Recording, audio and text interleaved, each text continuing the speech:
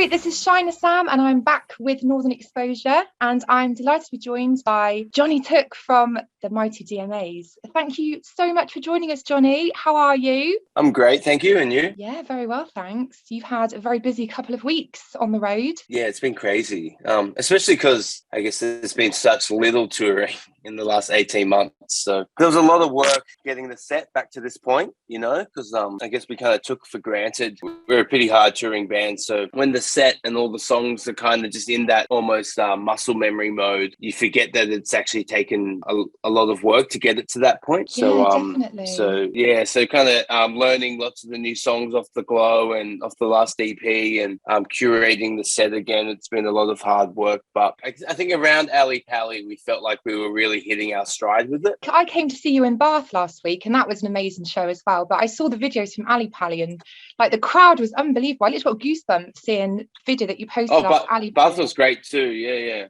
So like last March, watching you guys at Brixton, that was my last show before lockdown. Oh, cool. Yeah, but it was just all really bizarre, wasn't it? Because everyone went into that gig not knowing what was just about to happen. It was just around the corner.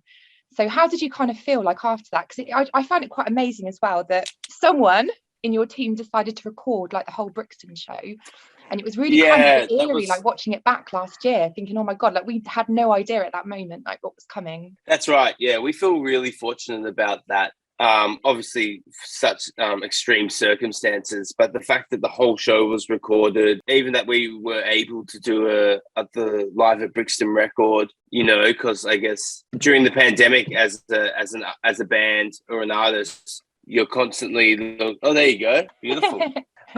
You're trying to find as much content as you can to keep people interested and keep people engaged, and touring is such a massive part of keeping people engaged because, well, they're physically seeing you, but people just see that you're on the move, and there's nothing really like making a connection with a band than if you get to see them live, especially if it's the first time seeing them. And that's why I feel sorry for so many artists who have released so much great music, but it really cannot do it justice, at least in today's climate, unless you can tour it. Oh, and that's since everything's come back again, like people are just really enjoying themselves, and like you said, you can't replicate that feeling of just being in a gig with all the fans and the band. Yeah, like how it was for you guys, because Australia obviously had some really strict restrictions in place, didn't they, like during lockdown? Yeah, that's right. What you have to do, in no matter what industry you're in, is you have to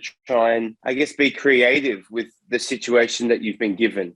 So for us really in lockdown is, we released the Glow in lockdown, but we did a few things. We managed to get some decent television stuff around the release of it. We did a lot of live streams and stuff like that, like everyone was kind of doing. I saw one of your live streams last year. It was really good. I think it's for a charity or something you did it, didn't you? Or some kind of fundraiser. Yeah. We did a whole bunch of them. We did a thing where we went back to the Splendour in the Grass, where Splendour in the Grass was, which is cool, and did like an acoustic set on the weekend that Splendour would have been. And we played the AFL Grand Finals, and we did New Year's Eve in Sydney, which was a pretty surreal event. We were playing under the Opera House, where I couldn't think of anything worse normally at New Year's Eve than going to the Opera House, in front of the Harbour Bridge. It's normally a nightmare, but it was like so maybe us and like 150 people. Oh, that must have been amazing. Yeah, it's like that in London as well on New Year's Eve. It's just, I just would not want to be there. It's just so many people. But yes, you released the third album, The Glow, in very unusual circumstances. So how did it kind of compare to the first two albums? I think we did the best we could have, considering the circumstances. To be honest, I think the band has really grown from the whole experience of doing The Glow.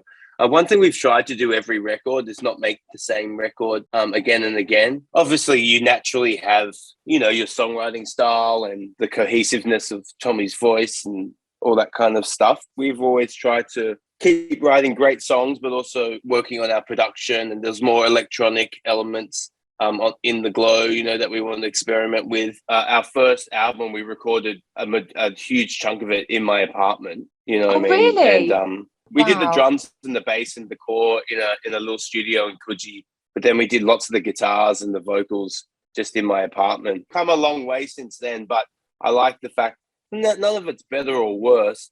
It's just that they sonically they're different, you know. And we've really used this 18 months in lockdown to really, I guess, finesse our other skills. We've been doing a lot more work on our production skills, to looking at songwriting in a different way. We're actually in the process of looking at the songs for album number 4, which we're going to record very shortly, which is really exciting. And we've got like 70 tracks or something, and we just didn't think we'd be at this position. Like, you know, we've got 70 really strong ideas that we're picking for this record. You know, when we started the band and we did the first album, I think we had about the same. I think in the last 18 months, we've done more writing than we ever have, you know. The band's at its like strongest point, and almost like we're dealing with, it's like all our management is saying that this is the most excited they've been about the song selection before any record we've done. And the fact that we're doing Ali Pallies and, you know, M&S Arena and stuff, it just feels,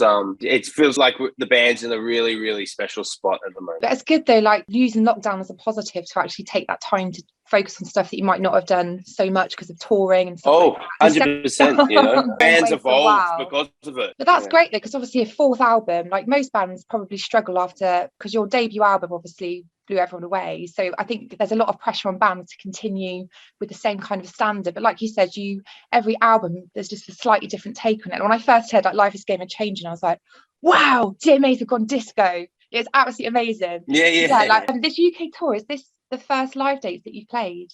We played a couple of one-off festivals in Australia. Oh. We played one in Darwin, which was cool, and then one in Wollongong, which is on the south coast below Sydney. But yeah, this is our first proper touring, and like the first time we played a lot of these songs live. Yeah. The live set's become a bit more of a journey now. You know, it's a bit more of a show these days. I think we've put a lot more thought into it rather than just bashing out the songs, as absolutely. We kind of have done in the past.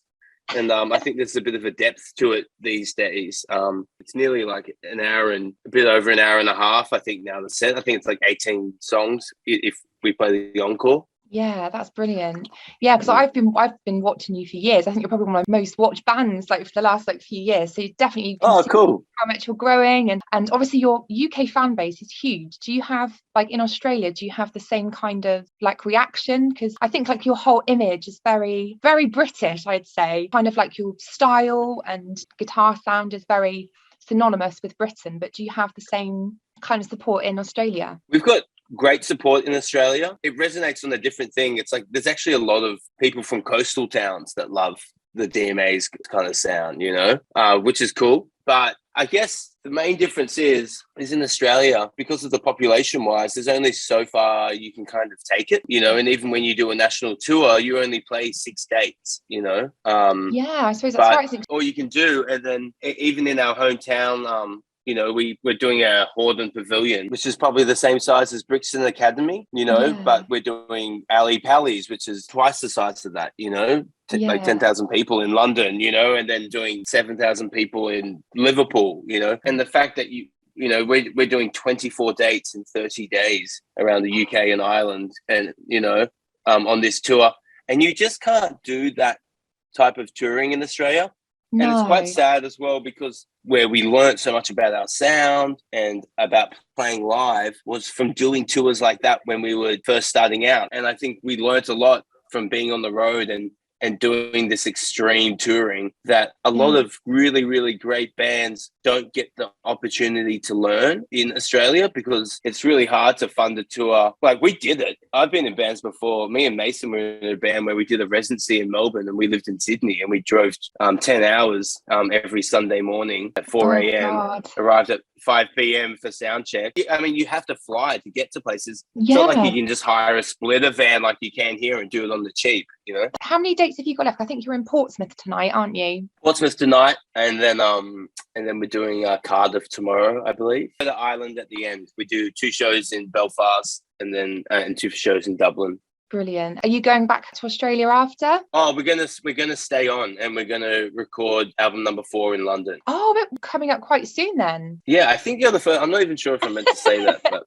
fuck it. That's the plan. We're gonna stay in, and we're gonna do an album with Stuart Price again, but also Rich Costy, who's an American producer who's done a lot of great stuff. Amazing stuff. And I just want to quickly mention the support bands that you've had on tour, because a lot of them are obviously like local bands that are coming up through the unsigned scene. Have you managed to watch any of the upcoming bands and met them all and stuff? Yeah. They're all really lovely. Yeah. Everyone's super cool these days, you know. I've actually really enjoyed this tour, being able to have lots of different up and coming bands. It's a nice thing to be able to do, to be able to showcase, rather than just, it's still cool just having one main support, you know, but something felt a bit cool and different about having a whole bunch of different bands, and everyone's been super lovely, you know.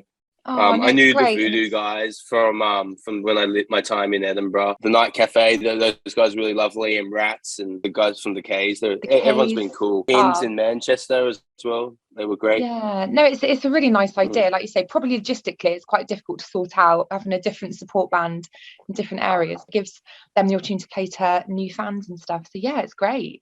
I really, really believe that, like, I don't know, I haven't really felt this energy behind the band since we first started. It's really exciting, and the way that the show has evolved, playing bigger shows than we've ever played, and the live band is sounding better than ever. The management and the label are most excited they've ever been about potential song list for an album. It feels quite serendipitous that we're just going to go in and record off this energy that we've kind of procured off this tour, you know. I just can't wait to put that energy down in the studio. I really feel like guitar music's coming back again. People are loving classic songwriting again, and I think it's a really exciting time to be a guitar band. We love all facets of music. At heart, we are a guitar band, you know? Yeah, it's definitely brewing. It's been brewing for a long time, but like you said, it's just a genuine excitement now for indie guitar band. And I hope the rest of your tour goes okay. I've got my hat here. Oh, very cool. And I was wanting to say thank you as well, because this is what you sent me, signed set list. Oh, that's cool. Very cool. So, I know. Well, let us know if you need any more tickets. We'll chuck you on the door. But that's really kind of you. But no, so Johnny, thank you so much for your time, and a real pleasure to meet you, and good luck with tonight's show. You too, mate. All the best. Cheers, Johnny. Take care, love. Thanks. Bye.